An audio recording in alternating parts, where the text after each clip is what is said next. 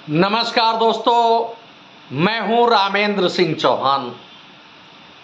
पश्चिम बंगाल के संदेश खाली का खलनायक कहीं बांग्लादेशी तो नहीं?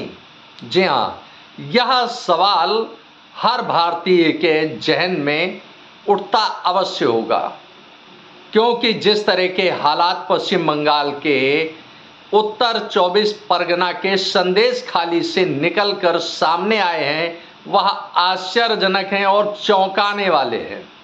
भारत सरकार गरीबों को पेट भरने के लिए मुफ्त अनाज उपलब्ध कराती है, लेकिन संदेश खाली में जो घटना हुई, यानी यूं कहें कि संदेश खाली का खलनायक शाहजहां शेख जैसे लोग या माफिया गरीबों का वह अनाज डकार जाते हैं जिसे भारत सरकार गरीबों को पेट भरने के लिए देती है।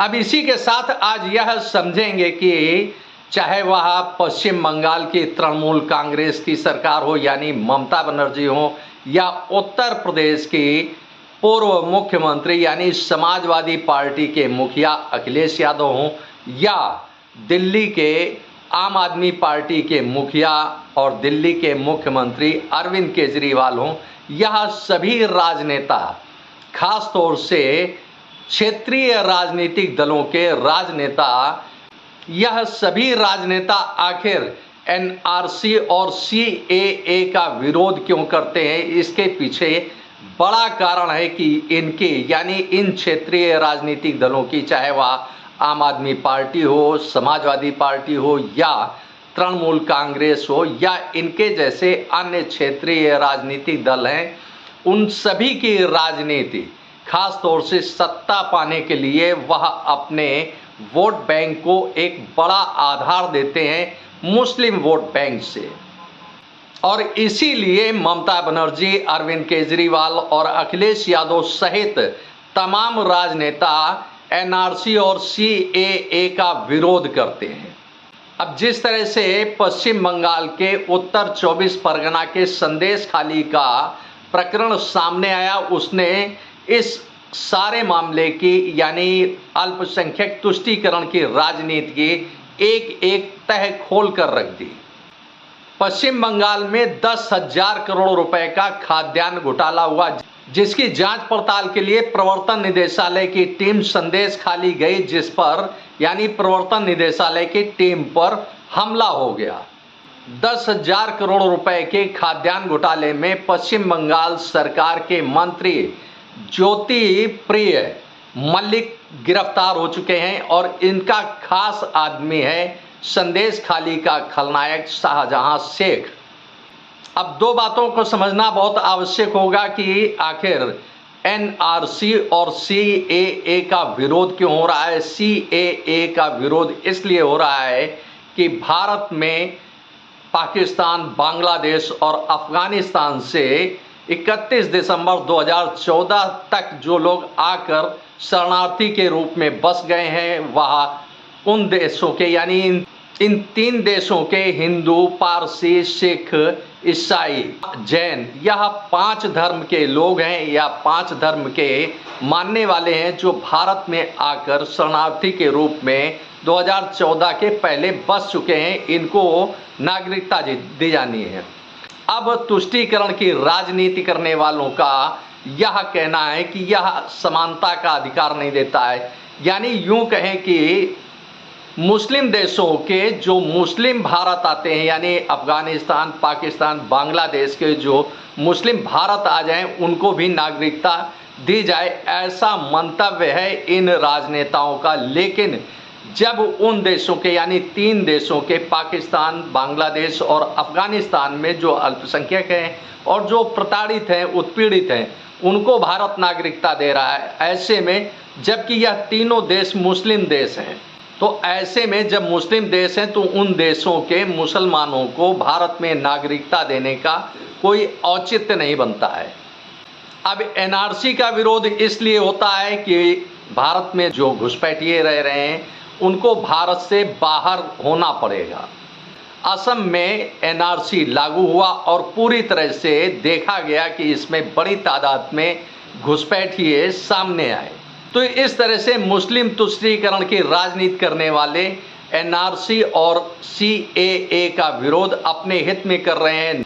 इस तरह से देखा जाए तो एनआरसी और सीएए का विरोध मुस्लिम तुष्टीकरण की राजनीति करने वाले राजनेता राजनीतिक दल कर रहे हैं, क्योंकि मुसलमानों के सहारे यानी मुस्लिम वोट बैंक के सहारे ही, मुस्लिम वोट बैंक के भरोसे ही उनकी सत्ता बनी रहती है और उनका अपना ख्वाब पूरा होता है।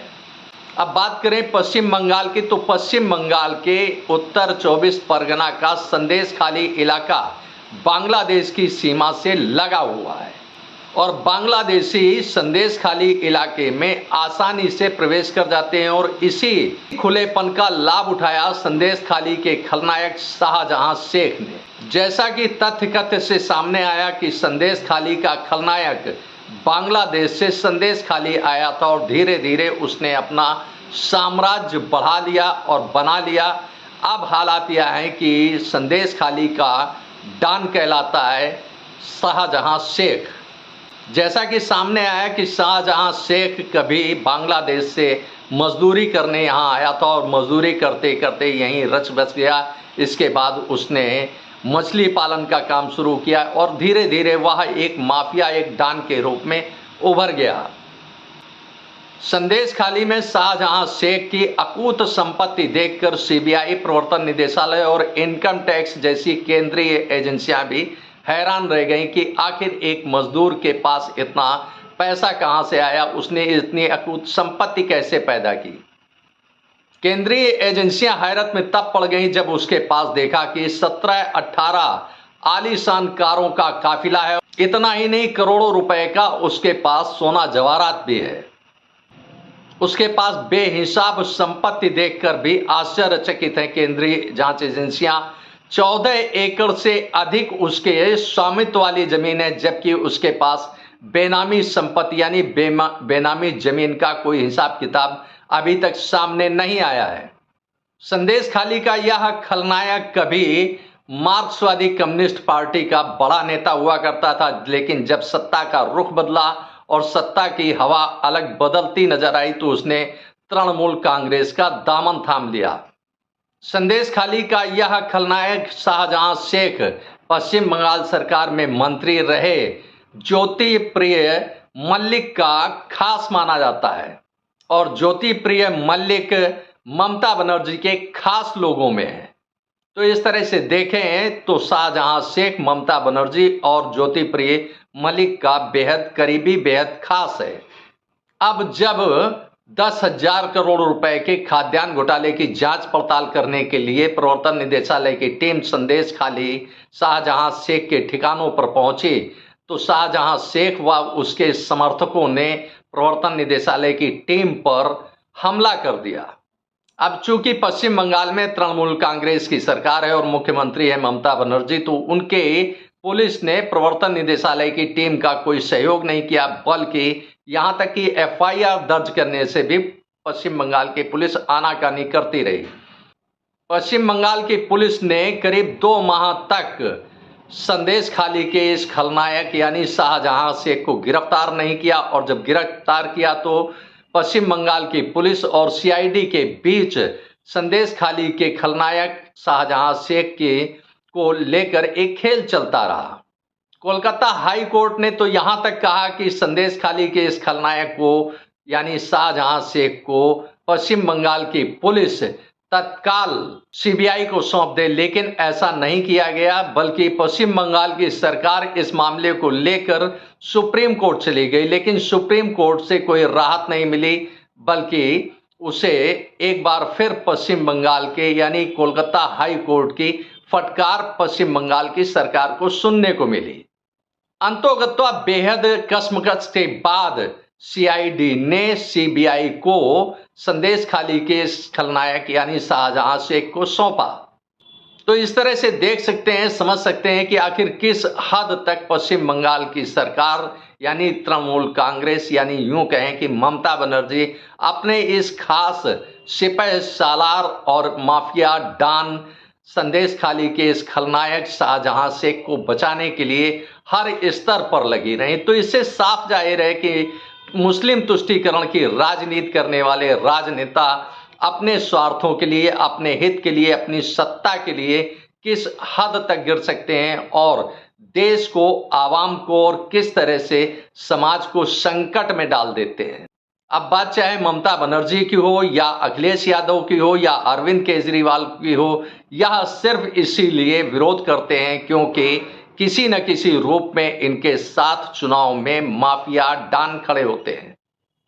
अब अगर दिल्ली में देखें तो आम आदमी पार्टी के शासनकाल में शाहीन बाग जैसे बड़े कांड हुए, तो वहीं पश्चिम बंगाल की संदेश खाली की इस घटना को भी हल्का करके नहीं देखा जा सकता है, क्योंकि कहीं ना कहीं किसी न किसी बड़े रूप में देखें तो पश्चिम बंगाल हो या दिल्ली हो या उत्तर प्रदेश में समाजवादी पार्टी हो, अल्पसंख्यक राजनीति के भरोसे ही यह सत्ता पर काबिज रहना चाहते हैं और इसके लिए वह कोई भी कदम उठाने में पीछे नहीं रहते हैं। जिस तरह से संदेश खाली के खलनायक शाहजहां शेख को बचाने के लिए ममता सरकार ने पूरी ताकत लगा दी, तो ऐसे में लाजमी है कि ममता बनर्जी एनआरसी और सीएए कानून का विरोध करेंगी ही, क्योंकि उनके जो डॉन हैं, उनके जो माफिया हैं, इस कानून के लागू होते ही उनको बाहर का रास्ता देखना पड़ेगा, यानी देश छोड़ना पड़ेगा। जिस तरह से संदेश खाली का यह खलनायक शाहजहां शेख